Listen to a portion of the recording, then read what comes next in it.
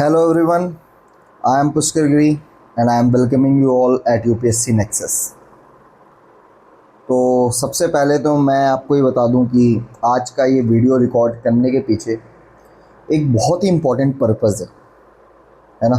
And purpose से भी ज़्यादा मैं बोलूँगा कि ये हमारी रिस्पॉन्सिबिलिटी है कि हम जो अभी करंट सिनेरियोज़ और जो करंट हालात हैं हमारे देश के, हम उसे उठाएं और सबके सामने रखें एक निष्पक्ष ट्रांसपेरेंट तरीके से, जैसे आप खुद एनालाइज कर पाएँ क्या सही है क्या गलत।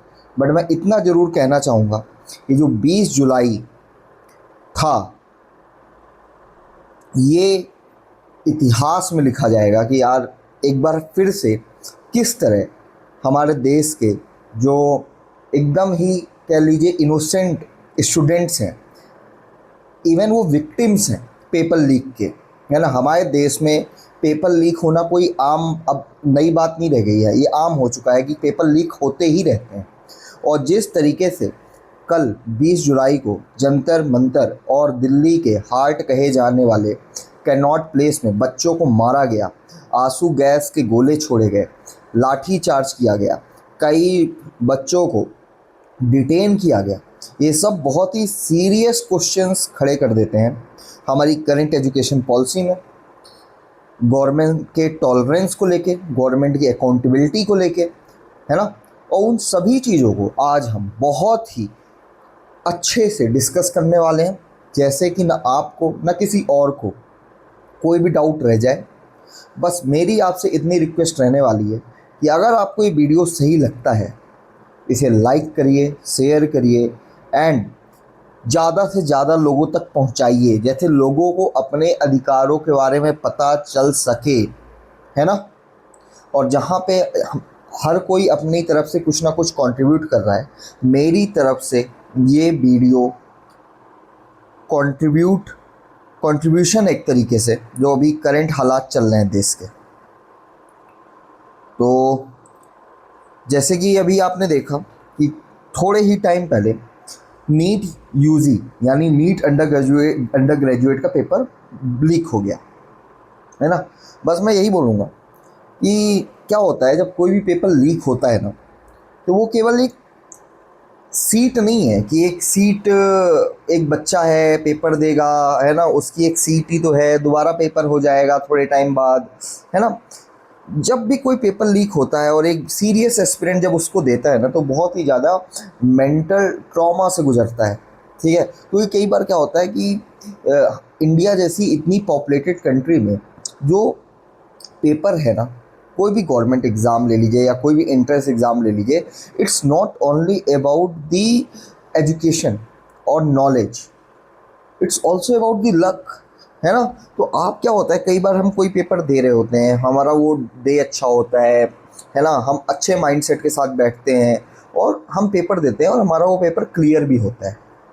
बट अगर उसी दिन पेपर लीक हो जाए तो क्या होता है, फिर 1 महीने का गैप, 2 महीने का गैप, वो भी ये तो एक री एग्ज़ाम की बात चल रही है। और ये तब इतना जल्दी री एग्ज़ाम होता है जब इस लेवल के प्रोटेस्ट होते हैं। और बस मैं आपसे ये क्वेश्चन रेज कर रहा हूँ कि क्या इंडिपेंडेंस को हुए हमारे देश को आज़ाद हुए 70 साल से ज़्यादा हो चुके हैं, क्या आज भी हमें रोड में उतरना पड़ेगा, एक महीने की हंगर स्ट्राइक में बैठना पड़ेगा अपने राइट्स को लेने के लिए?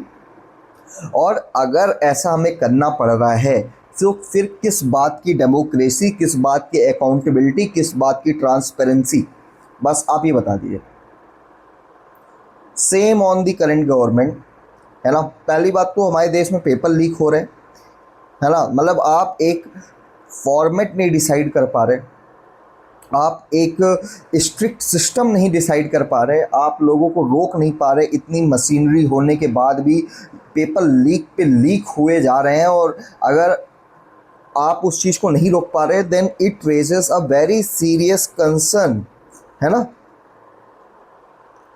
चलिए, तो यही है कि आज हम पूरी तरीके से नीट यूजी का जो पेपर लीक हुआ है और भी जितने भी पेपर लीक हुए हैं सबको हम थोड़ा डिटेल से समझेंगे।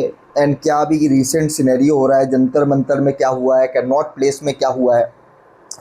और बस यही है कि नहीं होना चाहिए था जो भी हुआ है। पहली बात तो ना ही पेपर लीक होना चाहिए था, सेकंड चीज़ ना ही स्टूडेंट्स को ऑन रोड उतरने की ज़रूरत पड़नी चाहिए थी इस देश में, और तीसरी चीज़ वो कोई क्रिमिनल्स नहीं है, दे आर नॉट टेररिस्ट, है ना। वो हमारे जैसे स्टूडेंट है, आपके घर में बच्चे होंगे, जैसे वो पढ़ रहे हैं वैसे वो भी पढ़ रहे हैं। और कुछ लोग कहेंगे तो पढ़ रहे हैं तो फिर रोड में क्या कर रहे हैं? अरे भाई, मेरे पास टाइम नहीं, आपके पास टाइम नहीं है, किसी को तो रोड में आना पड़ेगा ना। अगर सब अपने रूम में लैपटॉप में टैब में पढ़ना शुरू कर देंगे तो एक पेपर के लिए 12 बार पेपर देना पड़ेगा महीने भर में, साल भर में। और कैसे हो जा रहे हैं यार पेपर लीक?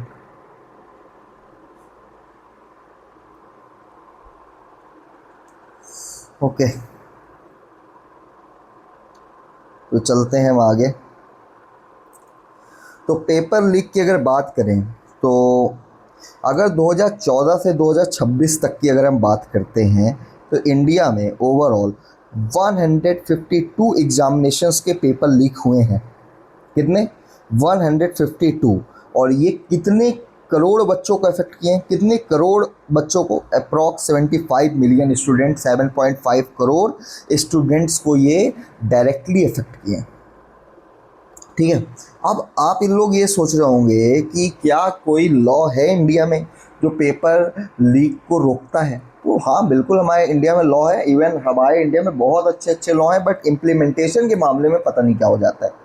पता नहीं हम कहाँ लैक कर जाते हैं, क्या हो जाता है। मैं बता दूं आपको, ये इंडिया में एक लॉ है, public examination prevention of unfair means act 2014, जिसके तहत अगर आप पेपर लीक या उससे रिलेटेड कोई भी अनफेयर मीन्स में आप कल्प्रिट पाए जाते हैं तो आपको 10 साल तक की सज़ा और 1 करोड़ तक का फाइन है। और मैं आपको ये बता दूं, फिर से मैं लॉ का नाम बता दूं, public examination prevention of unfair means act 2024। But seriously हमारे इंडिया में अगर ये एक्ट है ना, तो एक्ट बनाने बस से कुछ नहीं होगा। We have to strictly implement this law, है ना। और जो भी हमारे इंडिया का जुडिशियल एक्टिविज़म है या जो कुछ भी है ना, उसे आगे आना चाहिए और इस तरह की जो लॉ हैं उन्हें स्ट्रिक्टली इम्प्लीमेंट करना चाहिए। और मैं ये कहता हूँ कि जो अभी कॉकरोच जनता पार्टी है या जो बच्चों की मांग है ना, वो क्या कह रहा है, तब क्या कह रहे हैं कि धर्मेंद्र प्रधान जो अभी करंट एजुकेशन मिनिस्टर है उनको रिज़ाइन कर देना चाहिए। मैं ये कह रहा हूँ कि चलो ठीक है, हम इतना सा ये मान लेते हैं कि भाई हम ये लेक्चर हमारा एजुकेशनल पर्पस से, कोई पॉलिटिकल पर्पस से तो है नहीं। तो ये मान लेते हैं कि हाँ भाई, अगर आप इस तरीके से पॉलिटिशियंस को सस्पेंड करने लगोगे या रिज़ाइन करवाने लगोगे तो फिर काम कर पाना उतना फ्री नहीं रह जाएगा, क्योंकि हर किसी के पास प्रेशर रहेगा और कोई भी इस तरह की जिम्मेदारी उस प्रेशर के साथ नहीं निभा सकता, है ना। तो कहीं ना कहीं उन्हें थोड़ा प्रिविलेज मिलनी चाहिए जो इस तरह की पोस्ट में, जैसे एजुकेशन मिनिस्टर, होम मिनिस्टर। कई बार कुछ ऐसे डिसीजन लेने पड़ते हैं जिनके फ्यूचर आउटकम्स उन्हें नहीं मालूम होते, बट, है ना। चलिए ठीक है, हम मान लेते हैं आपको प्रिविलेज मिल रही, बट एटलीस्ट पेपर लीक हुआ है, एक अपॉलॉजी तो बनती है ना, पब्लिक अपॉलॉजी बनती है कि नहीं बनती है? एक अकाउंटेबिलिटी कि हाँ भाई पेपर लीक हुआ है, हमारी गलती की वजह से हुआ है, ये तो बनता है कि ये भी नहीं बनता है? और अगर ये भी नहीं बनता है then mister Dharmendra Pradhan sir, आप एक इग्नोरेंस गवर्नमेंट को प्रमोट कर रहे हो, है ना, एक इग्नोरेंट बिहेवियर को प्रमोट कर रहे हो, है ना, जो किसी भी डेमोक्रेसी के लिए अच्छा नहीं है। ठीक है, हम कह सकते हैं कि it can be called as that we are moving towards anarchy और डिक्टेटरशिप, अगर ये इसी तरह का बिहेवियर रहने वाला है तो। सॉरी, थोड़ा सा आज मेरा स्टैंड अगेंस्ट द गवर्नमेंट दिख सकता है, बट क्या होता है ना, कई बार गलत को गलत ही कहना चाहिए। गलत को आप अगर सही कह रहे हो, है ना, तो इट इज़ नॉट गुड, है ना। वहाँ पे आपकी इंटीग्रिटी दिख जाती है कि आपकी मतलब जो इंटीग्रिटी होनी चाहिए ना, यूपीएससी के पेपर में, यूपीएससी की तैयारी में इंटीग्रिटी भी बहुत ज़्यादा ज़रूरी है ना, कि हाउ गुड और how strong you are with your stand. ठीक है। और मैं आपको बता दूं कि अगर आप साइलेंस को सपोर्ट कर रहे हैं ना, तो साइलेंस को सपोर्ट करना भी गलत को ही सपोर्ट करना है। ठीक है, अब आगे चलते हैं कि अभी ये जो नीट यूजी 2026 का स्कैंडल हुआ, इसमें मैं आपको बता दूं कि ऐसा माना जा रहा है कि 12 से 22 बच्चों ने सुसाइड कमिट की है। कितने बच्चों ने? 12 से 22। ठीक है, और उन्होंने क्यों की है?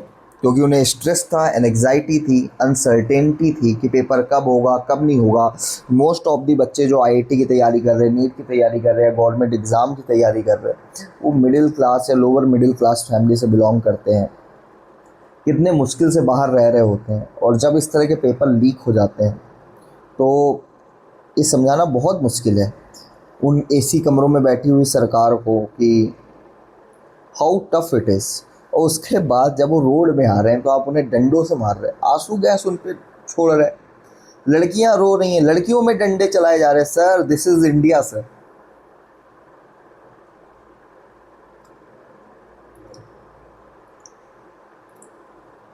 कई बार तो इस वीडियो को रिकॉर्ड करते समय मैं स्पीचलेस हो जा रहा हूँ कि भाई क्या बोलूँ यार, है ना।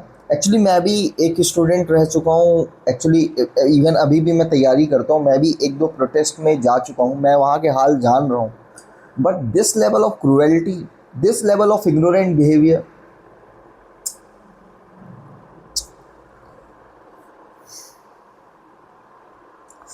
और मैं आपको बता दूं कि ये जो 12 से 22 बच्चे मरे, एंड ये इसके बाद जो कॉकरोच जनता पार्टी थी उसने एक प्रोटेस्ट किया, सोनम वांगचुक ने उन्हें ज्वाइन किया, है ना।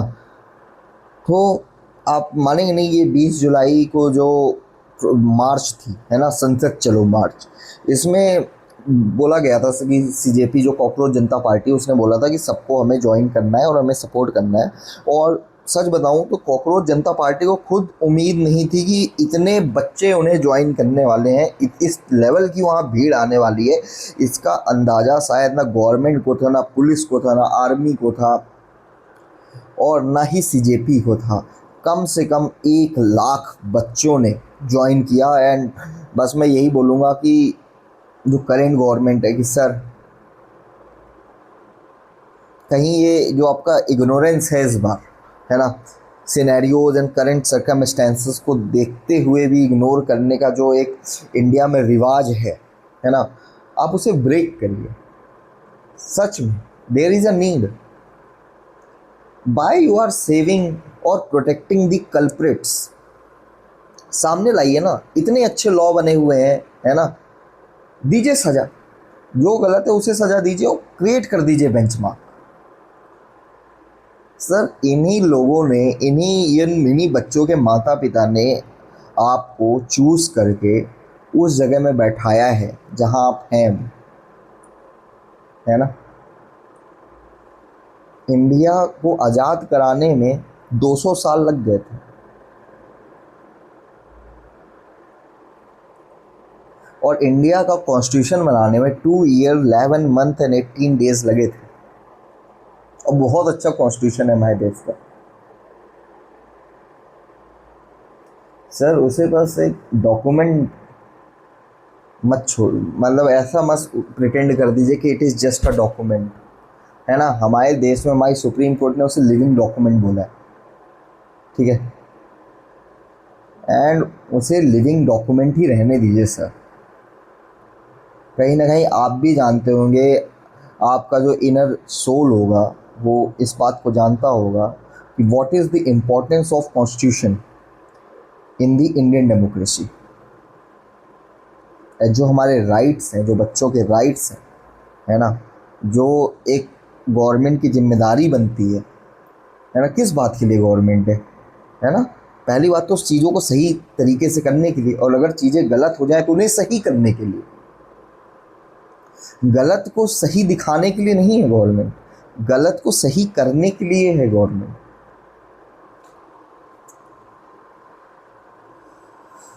अब दिल्ली गवर्नमेंट, दिल्ली पुलिस जो अभी ये जो संसद चलो वाला था, तो पहले से ही, पहले तो जो दिल्ली पुलिस है वो बहुत तरीके से, आप ये कह लीजिए कि अलग अलग तरीके के जो मीन्स थे उसके थ्रू रोकने की कोशिश कर रही थी, है ना, जो पास्ट के डेज थे। बट अभी 20 जुलाई थी, उसमें ये देखा गया कि दिल्ली पुलिस ने भी भरपूर अपना जोर आजमाया, खूब डंडे बरसाए, खूब आंसू के गोले बरसाए, बहुत से बच्चे घायल हुए, है ना। और दिल्ली पुलिस जो है इस चीज़ को जस्टिफाई कर रही है ना, ऑन द ग्राउंड ऑफ कि उनके पास परमिशन नहीं थी, जो सीजेपी हैं एंड जो प्रोटेस्टर हैं उनके पास परमिशन नहीं थी। और अभी अभी मानसून सेशन शुरू हुआ है पार्लियामेंट में, तो उनका ये कहना था सेफ्टी कंसर्न थे फॉर द मानसून सेशन कि अगर ये जो प्रोटेस्टर थे ये जंतर मंतर से स्टार्ट करके अगर पार्लियामेंट तक पहुंच जाते तो पार्लियामेंट में हमारे देश के बहुत ही टैलेंटेड मेंबर ऑफ पार्लियामेंट्स हैं, है ना, उनकी उनकी सिक्योरिटी को ख़तरा हो सकता था। मतलब हमारे देश में हम हमेशा बच्चों को प्रोटेक्ट करते हैं, है ना। और यहाँ पे ये सरकाज़म देखिए कि पुलिस ये कह रही है कि मानसून सेशन चल रहा था, है ना, स्टार्ट हुआ था, और ये बच्चे जिन्हें टेररिस्ट, कल्प्रेट, क्रिमिनल जैसे पीटा गया, है ना, ये बच्चे अगर वहाँ तक पहुँच जाएंगे तो मतलब सेफ्टी एंड सिक्योरिटी को खतरा है। मेरी बातें अगर आपको बुरी लग रही है ना, I can not do any thing, I am just putting the facts. Third, police का ये कहना था कि जो प्रोटेस्टर्स थे वो मतलब एक तरीके से ये कह लीजिए कि वायलेंट हो गए, एग्रेसिव हो गए, है ना। इवन यहाँ तक ये कह लीजिए कि उनका ये कहना था कि 118 पुलिसकर्मी जो हैं वो बुरी तरीके से घायल हुए, है ना। तो अब ये पुलिस का है कहना, आगे चलते हैं, सबकी बातें हैं। अब दिल्ली पुलिस ने तो कह दिया कि भाई उनके पास परमिशन नहीं थी, मॉनसून सेशन चालू होने वाला था, इवन उन्होंने एग्रेसिव हुए और मतलब एक तरीके से कह लीजिए कि दिल्ली पुलिस का खुद कहना है कि हमारे बहुत से लोग घायल हो चुके हैं, है ना, 118 के करीब लोग घायल हुए, है ना। और उनका ये कहना था कि पब्लिक ऑर्डर का डिस्ट्रप्शन था एंड ट्रैफिक था, इसी वजह से लगातार आंसू गैस के जो गोले थे वो दागे गए, लाठी चार्ज किया गया बच्चों पे, ठीक है ना। बस मैं यही बोलूँगा, law and order is the duty but safety of the citizens is the priority. And शायद ड्यूटी निभाने के चक्कर में प्रायोरिटी कहीं पे डिमिनिश हो गई, है ना। अब अगर हमने पुलिस का प्रोस्पेक्टिव समझा है तो हम जो प्रोटेस्टर्स हैं उनका प्रोस्पेक्टिव समझ लेते हैं। उनका ये कहना है, सीजेपी जो फाउंडर है अभिजीत दिपके एंड जो अदर ऑर्गेनाइजर्स थे, उनका ये क्लेम था कि पुलिस ने लाठी चार्ज एंड टेंट्स को तोड़ना तभी जंतर मंतर में शुरू कर दिया था जब अभी मार्च शुरू भी नहीं हुई थी, जो मार्च होने वाली थी जंतर मंतर से पार्लियामेंट के लिए। तो अभिजीत दिपके एंड जो उनके ऑर्गेनाइजर्स हैं, जो इस प्रोटेस्ट को, कॉकरोच जनता पार्टी के फाउंडर हैं अभिजीत दिपके, उनका कहना है कि मार्च शुरू होने से पहले ही क्या हुआ था, बुरी तरीके से टेंट्स और जो भी वहाँ पे लोग थे उन्हें तोड़ा फोड़ा जाने लगा था जंतर मंतर में, मार्च अभी शुरू भी नहीं हुई थी, है ना। फिर उनका ये कहना है कि जो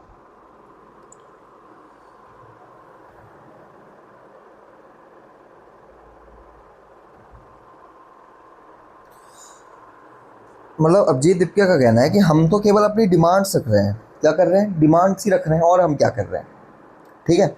एंड जो थर्ड चीज़ है वो है कि अभिजीत दिपके का जो मतलब कहना है कि ये देखा गया कि पूरे दिल्ली में ऐसी 150 साइट थी जहाँ पे मोबाइल इंटरनेट शट डाउन किया गया।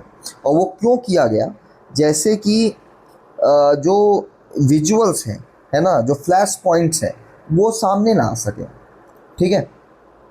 और ये भी एक तरीके से आप ये कह लो कि जो एक कॉन्स्टिट्यूशनल राइट है, राइट टू इंटरनेट, क्या है, आर्टिकल 21 में सुप्रीम कोर्ट ने इसे क्या बोला है कि राइट टू इंटरनेट भी क्या है आपका, बताइए क्या है, एक फंडामेंटल राइट है ना। इसे मतलब अगर आप इंटरनेट बंद कर रही है, मतलब आप जम्मू कश्मीर बना दिए फिर उस जगह को, तो है ना, कि 150 साइट्स पे एक साथ दिल्ली जैसी जगह पे, है ना, इंटरनेट शट डाउन होना पूरी तरीके से, क्या क्या क्या मतलब क्या प्रूफ करना चाह रहे थे। सेम चीज़ यही चीज़ हुई थी जब सोनम वांगचुक को, है ना, उनकी जहाँ पे वो प्रोटेस्ट कर रहे थे, हंगर स्ट्राइक कर रहे थे जंतर मंतर में, वहाँ से जब उन्हें उठाया गया, है ना, ऑन मेडिकल ग्राउंड्स, ऐसे उठाया गया जैसे कि हुलिगन्स किडनैपिंग हो रही है वहाँ पे, है ना, प्रॉपर पर्दे लगा के विदाउट एनी ड्रेस, और ये सब आया और सोनम वांगचुक जी को उठाया गया और ले जाया गया उन्हें। ठीक है, ठीक है।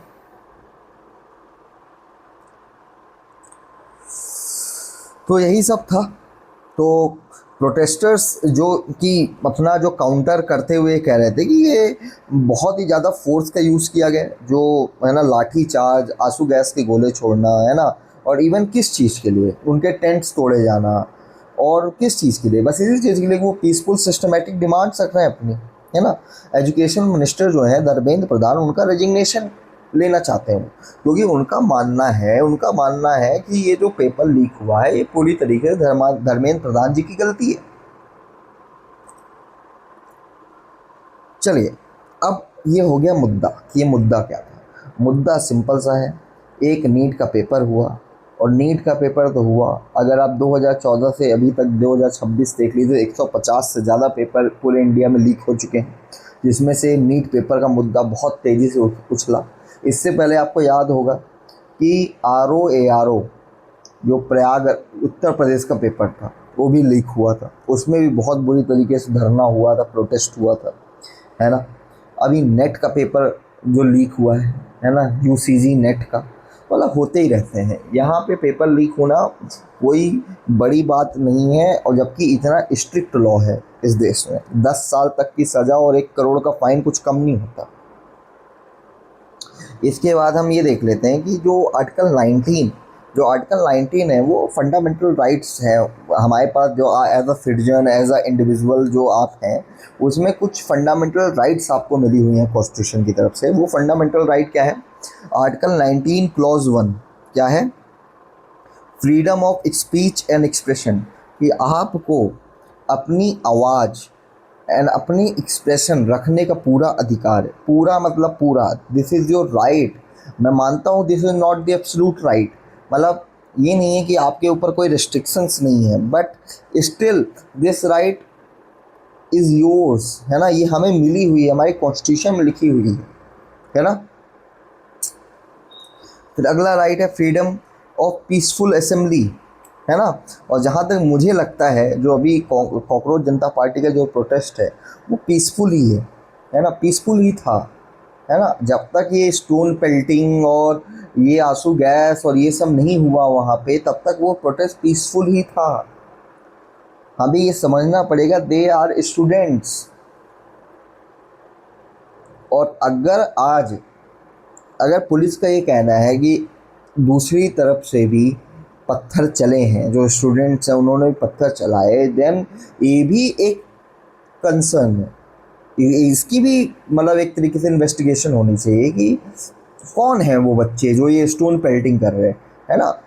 मतलब अभी तक तो ऐसा कुछ नहीं देखा गया, 1 महीने से प्रोटेस्ट चल रही है, ये आज के दिन क्यों हुआ, ये भी एक सोचने की बात है ना। थर्ड है, जैसे पहला था freedom of speech and expression, यानी आपको अपनी बातें एंड अपनी बातों को एक्सप्रेस करने का पूरा अधिकार है।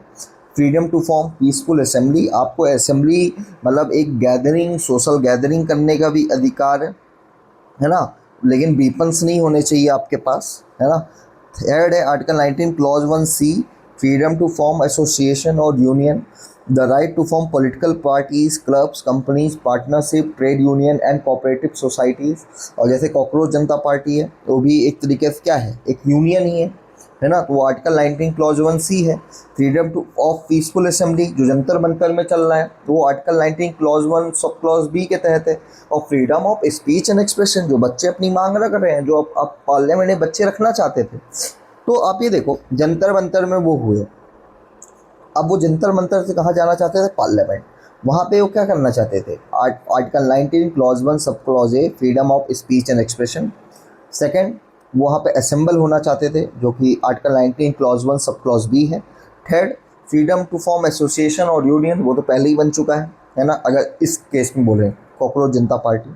And article 19 clause 1 sub clause D, freedom of movement, the right to move freely throughout the entire territory of India. और मुझे जहाँ तक लगता है अभी दिल्ली इंडिया के ही अंदर में आ रहा है, तो करने देना चाहिए था ना मूव, है ना। जो आपको मैं एक चीज़ और बता दूं, जो पुलिस है वो कह रही है कि परमिशन नहीं था, है ना, जो लोग प्रोटेस्ट ये पार्लियामेंट के पास जा रहे थे, तो यार क्यों नहीं परमिशन, अगर एक सेकंड के लिए मान लें परमिशन नहीं भी था, तो वो 6 दिन से कह रहे हैं, जब से ये सब चल रहा है, मतलब मैं वो लास्ट 6 डेज से अगर मैं बोलूँ, मैं फॉलो कर रहा हूँ, तो वो 6 दिन से बोल रहे हैं कि हमें पार्लियामेंट जाना है। और उसमें बहुत से लोग पढ़े लिखे हैं, है ना, मतलब कई लोग तो फॉरेन से आए हुए हैं, बच्चे एजुकेटेड हैं, इतने बड़े बड़े पॉलिटिशियंस वहाँ पे गए, किसी ने भी उन्हें क्या ये नहीं बताया होगा कि भाई परमिशन ले लो। इट मीन्स सीजेपी परमिशन तो कॉन्टिन्यूसली ही डिमांड कर रही होगी। आपने परमिशन नहीं दी तो ऑन विच ग्राउंड नहीं दी, चलिए सिक्योरिटी के ग्राउंड्स पे नहीं दी, तो सिक्योरिटी मेंटेन करते ना।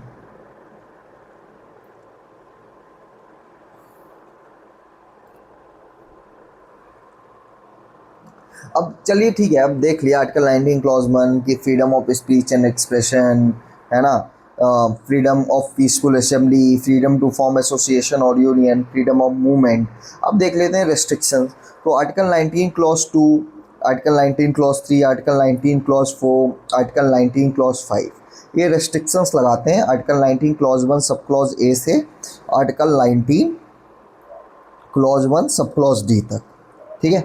तो आर्टिकल 19 क्लॉज 1 सब क्लॉज नहीं, आर्टिकल 19 क्लॉज 2 जो है ना, अभी हम क्या डिस्कस कर रहे थे, article 19 clause 1 sub clause 1 sub clause 2 sub clause 3। अब हम डिस्कस कर रहे हैं आर्टिकल 19 क्लॉज 2। वो क्या थे, ये क्लॉज 1 सब क्लॉज वाले थे, है ना, ये जो राइट्स हैं आर्टिकल 19, ये क्या है, आर्टिकल 19 इसे बोलते हैं क्लॉज और इसे बोलते हैं सब क्लॉज, है ना। तो article 19 clause 1 sub clause A, sub clause B, sub clause C, sub clause D हमने डिस्कस किया। अब हम डिस्कस कर रहे हैं कि आर्टिकल 19 क्लॉज 2 क्या है ना, आर्टिकल 19 क्लॉज 2 क्या है, आर्टिकल 19 क्लॉज 3 क्या है, आर्टिकल 19 क्लॉज 4, आर्टिकल 19 क्लॉज 5 क्या है, और ये किस तरह के रेस्ट्रिक्शंस लगा रहे हैं। तो ये मैं आपको बता दूं कि आर्टिकल 19 जो क्लॉज 2 है वो आर्टिकल 19 क्लॉज 1 सब क्लॉज ए पे रेस्ट्रिक्शंस लगाता है, किस ग्राउंड में, कि sovereignty and integrity of India, security of the state, friendly relation with the foreign state, public order, decency और morality, contempt of court, defamation और इंसाइटमेंट टू एन ऑफेंस, है ना। डिफेमेशन एक तरीके से ये कह लीजिए मानहानि, कंटेम्प्ट यानी कोर्ट को आपको कुछ भी हमारी जुडिशरी के अगेंस्ट नहीं बोल सकते, डिसेंसी या मोरालिटी यानी कुछ भी अगर अनैतिक है या इमोरल है तो उसके रिगार्डिंग रोका जा सकता है। आप जैसे कोई हमारा किसी देश से फ्रेंडली रिलेशन है तो उस रिगार्डिंग में जो आपका freedom of speech and expression है वो रोका जाएगा, तो दीज आर दी ग्राउंड्स। फिर आर्टिकल 19 क्लॉज 3 जो है, तो वो मतलब असेंबली में क्यों रिस्ट्रिक्शन लगाता है, sovereignty and integrity of India and public order. Article 19 clause 4 जो है कि वो एसोसिएशन जो फॉर्म आप कर सकते हैं उस पर क्यों रोक लगाता है, sovereignty and integrity of India, public order and morality. थोड़ा सा इन चीज़ों को एग्जाम पॉइंट ऑफ व्यू से अपने दिमाग में रखिएगा, है ना। अब मूवमेंट, है ना, restrictions on movement and residence, तो इसमें क्या है कि in the interest of general public and the protection of the interest of any scheduled tribe, restricted tribal areas in the north east and Andaman island, कि जैसे कि ये ग्राउंड है कि आपके मूवमेंट में रेस्ट्रिक्शंस कैसे लगाया जा सकता है, ठीक है। Article 19 clause 1 sub clause D में कैसे आपको रेस्ट्रिक्शंस पुट किए जा सकते हैं अंडर आर्टिकल 19 क्लॉज 5। अब जो सुप्रीम कोर्ट है वो खुद ये कहती है कि जो पीसफुल प्रोटेस्ट है आपका, वो आपका एक फंडामेंटल लीगल राइट है। अगर आपसे क्वेश्चन आ जाए कि जो आपका पीसफुल प्रोटेस्ट करने का अधिकार है, ये फंडामेंटल कॉन्स्टिट्यूशनल राइट है या फंडामेंटल लीगल राइट है, तो ये आपका फंडामेंटल कॉन्स्टिट्यूशनल राइट नहीं है, फंडामेंटल लीगल राइट है ना। अब इससे देख लेते हैं कि अभी देखा जाए तो supreme court of India rule that Peaceful protest is a fundamental legal right and not illegal in the landmark case of Ram Leela Maidan incident versus Home Secretary Union of India 2011. In this judgment, the apex court explicitly explicitly stated that citizens have a fundamental right to assembly and peaceful protest which cannot be taken away by an arbitrary executive और legislative action. तो ये जो अभी रोका जा रहा है ना, तो ये सुप्रीम कोर्ट के ऑर्डर के अगेंस्ट है।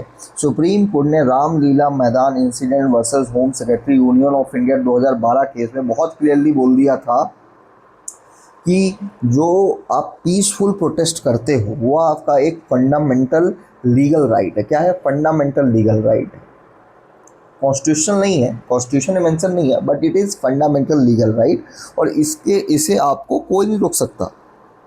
इवन कई अलग अलग केसेस में, जैसे कि आप ये देखो, हिम्मत लाल केसा वर्सेस कमिश्नर ऑफ पुलिस 1973, मजदूर किसान शक्ति संगठन वर्सेस यूनियन ऑफ इंडिया, उसमें सुप्रीम कोर्ट ने यहाँ तक जंतर मंतर को एक्सप्लिसिटली सुप्रीम कोर्ट ने मेंशन किया था एंड बोला था कि जंतर मंतर में जो मतलब प्रोटेस्ट है वो लीगल है, मतलब आपका करना अधिकार है वहाँ पे, है ना।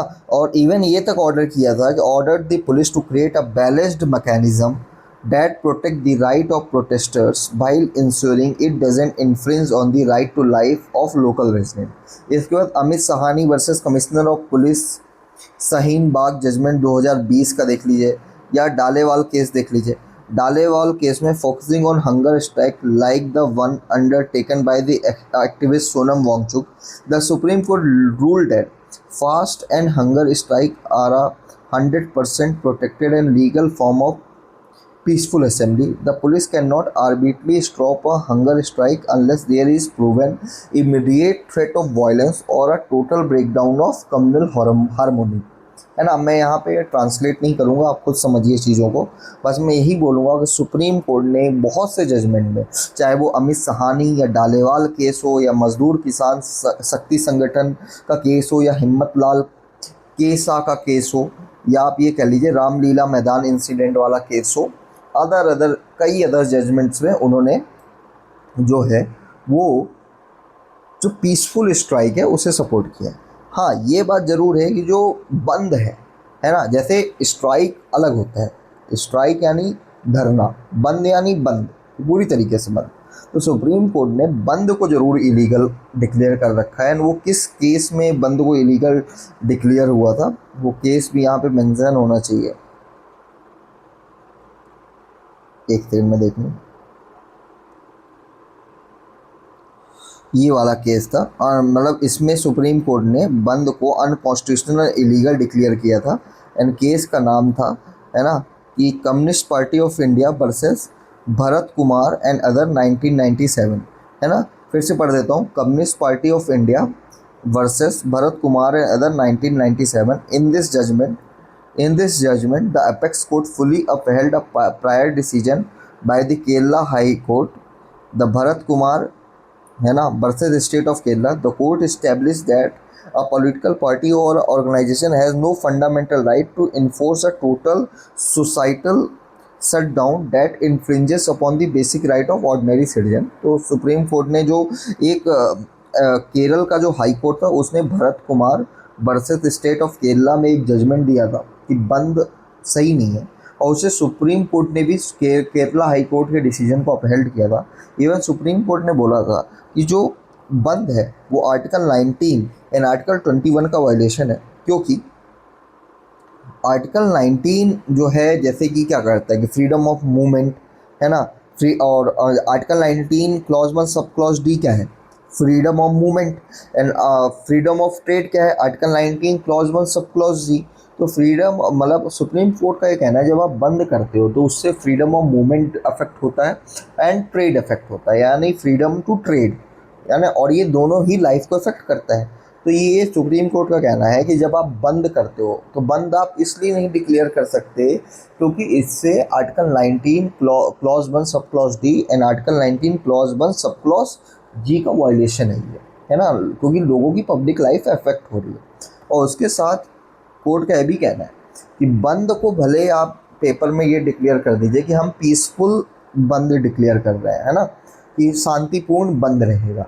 लेकिन सुप्रीम कोर्ट का ये कहना है कि भले आप चाहे जितना ऑन पेपर बंद को बंद पीसफुल कह लीजिए, बट उसमें कहीं ना कहीं एक पावर एलिमेंट होता है, पावर का, फोर्स का, कोअर्जन जिसे बोलते हैं, कि आप कहीं ना कहीं ज़बरदस्ती ही कर रहे हैं लोगों से कि आप बाहर मत निकलिए, दुकानें बंद करिए, शॉप्स को एकदम शट डाउन करिए।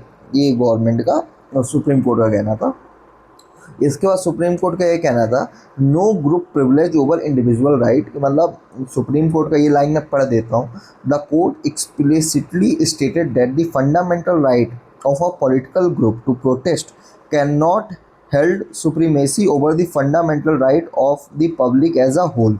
मतलब जैसे अगर कोई बोले, कोई पॉलिटिकल ऑर्गेनाइजेशन है और ये बोल रही है कि हमारा तो फंडामेंटल राइट है, कि हम फंडामेंटल लीगल राइट है प्रोटेस्ट करना, और फंडामेंटल राइट ही बोल सकते हो कि अपनी बातों को सामने रखना, freedom to form union, freedom to assemble, freedom of speech and expression, है ना, फ्रीडम ऑफ मूवमेंट।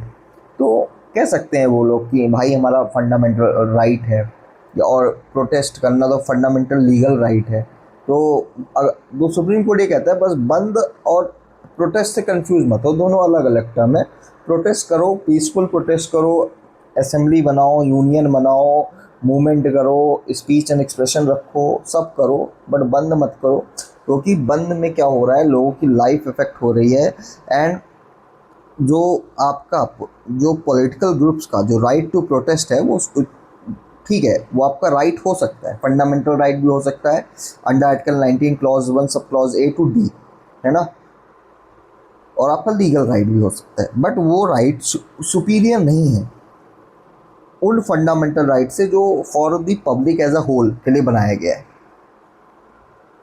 इसके बाद हम इन्हें देख लेते हैं कि सोनम वांगचुक सर है ना, कई लोग इन्हें बहुत कुछ आज की डेट में बोल रहे थे, है ना, लास्ट कुछ दिनों में, बट मैं ये बता दूं कि सोनम वांगचुक जो है ये एक लीजेंड है, एक इनोवेटर है, एक एक्टिविस्ट है, एक एजुकेशन को इन्होंने बहुत प्रमोट किया है, एनवायरमेंटल को बहुत प्रोटेक्ट करने में इन्होंने काम किया, और इनका लोहा पूरी वर्ल्ड ने माना है, इंडिया ने माना है। एंड आज की डेट में ये इंसान 20 दिन से हंगर स्ट्राइक में था, इवन सरकार से कोई बात तक करने नहीं आया। एक आपका साइंटिस्ट हंगर स्ट्राइक में बैठ गया। क्या दिन आ गए हमारे देश के। इस दिन के लिए बताइए आज़ादी ली थी, है ना, कितने लोग, भगत सिंह, महात्मा गांधी, डॉक्टर भीमराव अम्बेडकर, सब ने, कितने, नेहरू जी, है ना, चंद्रशेखर आज़ाद, कितने एफर्ट्स मारे थे सब ने। और इस दिन के लिए कि एक दिन एक ऐसा इंसान आएगा और हंगर स्ट्राइक में बैठेगा। मैं आपको ज़रा बताता हूँ कि ये जो सोनम वांगचुक से ना, इन्होंने क्या क्या अचीव किया। तो इन्होंने कम से कम 15 प्रेस्टिजियस अवार्ड जीते हैं, है ना, जिसमें से सबसे ज़्यादा इम्पोर्टेंट है Raman Magsaysay award. Raman Magsaysay award क्या है, एक बार जाके सर्च कर लीजिएगा, तब आपको पता चल जाएगा कि जो लोग इन्हें ऐसे ही बोल रहे हैं उन्हें पता चल जाएगा व्हाट दिस पर्सन इज़। उसके बाद जो Rolex award for the enterprise, है ना, क्या है, रोलेक्स अवार्ड फॉर इंटरप्राइज 2016। और ये इन्हों क्यों मिला था, ये जो उन्होंने आइस स्तूपा प्रोजेक्ट किया था, ये है ना, ये जो आइस स्तूपा प्रोजेक्ट है, मैं आपको बता दूं कि इस प्रोजेक्ट के कारण जो हिमालयन एरियाज़ की जो वाटर स्कैर्सिटी थी वो पूरी तरीके से सॉल्व हो गई थी, है ना।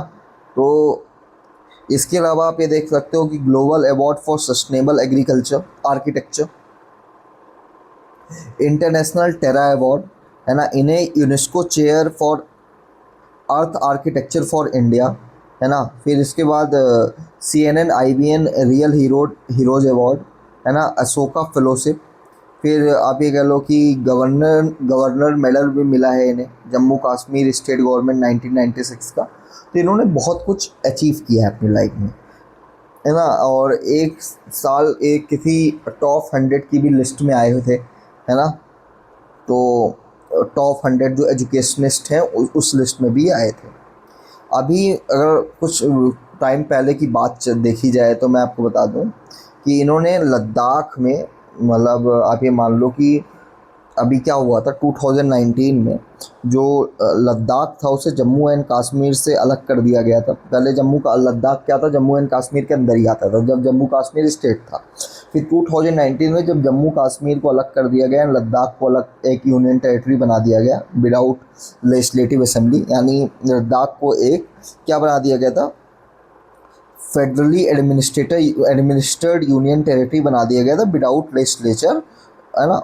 तो आप ये समझो कि जब लद्दाख को यूनियन टेरिटरी बनाया गया, इवन उससे लेजिस्लेचर भी नहीं दिया गया, तो जो लोकल कम्युनिटीज़ थी उन्हें ये लगा कि कहीं ना कहीं हमारे साथ गलत हो रहा है, क्योंकि हमें पॉलिटिकल रिप्रेजेंटेशन नहीं मिल रहा।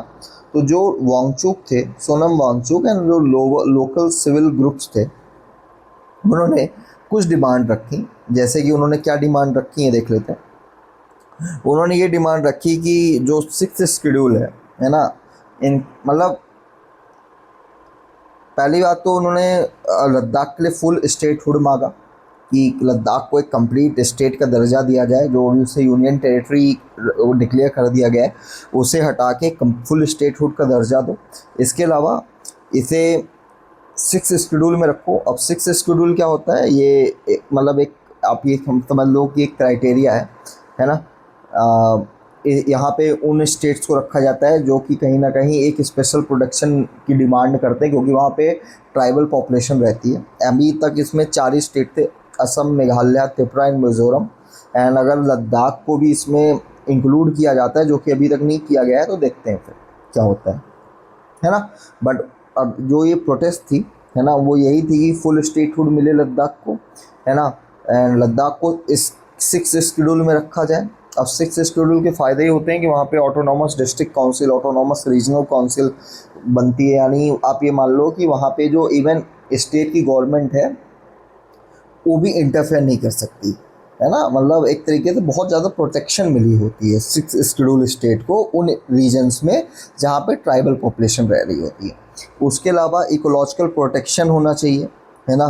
मतलब वांगचुक जो थे वो एम्फेसाइज कर रहे थे कि जो fragile high altitude Himalayan ecology है वो थ्रेट में है from heavy top down infrastructure, mining and industrial projects approved without local consultation. तो उनका ये कहना था कि अगर आप मान लीजिए इस जो लद्दाख की एरिया है, हिमालयन एरियाज़ है, यहाँ अगर आप कुछ डेवलपमेंटल एक्टिविटीज़ कर भी रहे हो तो एटलीस्ट लोकल ऑडिटिंग कराओ, लोकल कंसल्टेशन लो, देन उस चीज़ को आगे लेके जाओ। और उसके अलावा उनका ये भी कहना था कि job and land safe guards भी होने चाहिए। जैसे जो गवर्नमेंट जॉब्स हैं, पब्लिक सर्विसेज हैं, उसमें रिजर्वेशन होना चाहिए लोकल यूथ ऑफ लद्दाख के लोगों का। एंड जो एक ये होना चाहिए कि जो एक तरीके से जो बाहर के कॉरपोरेट्स हैं जो एक्सेसिवली बाय कर रहे हैं लद्दाखी लैंड को, तो उसमें भी एक तरह का प्रोटेक्शन मिलना चाहिए, है ना। ये 4 डिमांड थी। जैसे आपको डिमांड्स फिर से एक बार देख लेते हैं। Inclusion in the 6th schedule कि लद्दाख को 6th शेड्यूल में लाया जाए, फुल स्टेटहुड का दर्जा दिया जाए, इकोलॉजिकल प्रोटेक्शन दिया जाए, and job and land safeguard दिया जाए। जिसके बाद, है ना, 170 दिन की सज़ा दे दी गई सोनम वांगचुक को, है ना, अंडर नेशनल सिक्योरिटी एक्ट, और उन्हें भेज दिया गया राजस्थान के एक जेल में। इसके बाद वही होता है ना कि एक बार जिसके अंदर वो आ जाए कि नहीं यार, मैं डर ख़त्म हो जाए, है ना, डर से ही तो जीतना है भाई, है ना। मैं आपको हमेशा कहता हूँ, अगर आपको यूपीएससी प्रीलिम्स मेंस इंटरव्यू निकालना है ना, remove this fear of failure, है ना, हटा दीजिए इस डर को, और फिर आप देखिए कितनी चीज़ें आसान हो जाती हैं, है ना। 20-20 दिन तक भूखे रहना आसान नहीं होता, बट सोनम वांगचुक सर रहे ना, वैसे ही प्रीलिम्स टफ दिखता होगा, बट जिस दिन आप उस फियर को ओवरकम कर लेंगे उसके बाद वो चीज़ बहुत ही ज़्यादा ईजी हो जाएगी। इसके बाद चलते हैं कि जब ये लद्दाख वाला सिनेरियो हुआ, है ना, इसके बाद सोनम वांगचुक सर रुके नहीं। इवन उन्होंने education reform movement, national education reform movement join किया, कॉकरोच जनता पार्टी को ज्वाइन किया, और एक सिस्टमैटिक अकाउंटेबिलिटी की मांग की, है ना। And resignation of education minister जो धर्मेंद्र प्रधान सर हैं उनका रेजिग्नेशन की डिमांड की। अभी तक रेजिग्नेशन हुआ नहीं है, प्रोटेस्ट चल रहा है ना। आज जंतर मंतर से, आज यानी आज तो 21 होगी, 20 जुलाई 2026 को जंतर मंतर से बच्चे, इस देश के पीड़ित बच्चे निकले जंतर मंतर पहुंचने के लिए, वो बुरी तरीके से फेल हो गए। उन्हें कैन नॉट प्लेस में रोक दिया गया